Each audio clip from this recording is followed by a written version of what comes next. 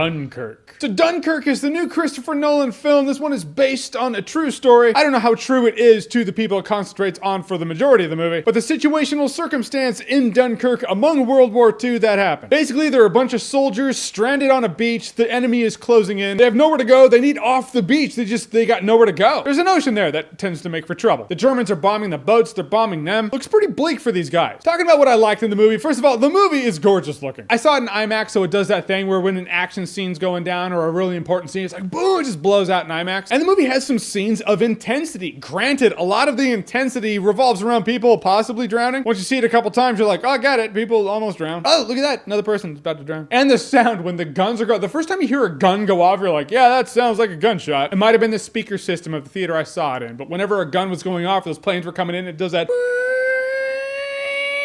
sound effect, you know, they're like dragons in the air. It's scary stuff. And it does make you feel like you are there. It's not like a glorified action spectacle. This movie is very realistic. The fighting is over. They're doing the fish in the barrel thing, but the fighting is, it's not like the first 30 minutes of Saving Private Ryan. However, as much as the movie was visually remarkable, wasn't a huge fan of it. I don't know what to say, because the movie doesn't really have characters. It has people in peril. People are in this movie. Characters though? No, not really. I cannot tell you a name of a person in this movie. I'm pretty sure they address the names. A lot of average looking white dudes with dark hair. There's a blonde dude though. So in a lot of scenes, I'm like, are you the same guys that I think you might be. Not a lot of talking in this movie. That wouldn't be a problem. And granted, not a lot of dialogue does force you to look at other elements in the movie. Forces you to use your ears for your surroundings, use your eyes more. And I totally get that. And that's an interesting direction to take a movie. However, more dialogue would allow you to tell me more about the characters and why I should give a shit. Not that I don't give a shit about the situation being based on a true story. However, this true story is wrapped up. It's in a box called a movie. At that point, you need characters to grab onto, and I just didn't grab onto any of these characters. I know nothing about them. Do they have wives at home? I don't know. Do they have a girlfriend? Do they have brothers? No idea. Are they serial killers? They fucking could be. I couldn't tell you. I have no idea. I don't know about anyone in this movie. So I can't grab on because I don't know what we're fighting for here. Life, living, yeah, that's easy to say. But you need to let me know what life this person is going to lose out on if they don't make it through the situation. Then the movie will hop over. It's like, whoa, it was daytime a second ago. Now it's night. Now it's day again. Granted, day is followed by night, which is followed by day. And then you're like, I feel like I've seen this scene before. It's doing the thing where it's showing me the same situation through someone else's eyes, so I'm effectively seeing the same thing twice, 2 or 3 times. But in a world where all these ships look the same, it's not always clear that you're seeing the same thing, because the editing in the movie was kind of messy. And as I said, the movie is a very realistic take of survival in a war situation. That's my way of saying the movie's pretty boring. As intense as the intense scenes that were supposed to be intense were intense when the intensity was going down, most of the movie is not that. Most of the movie is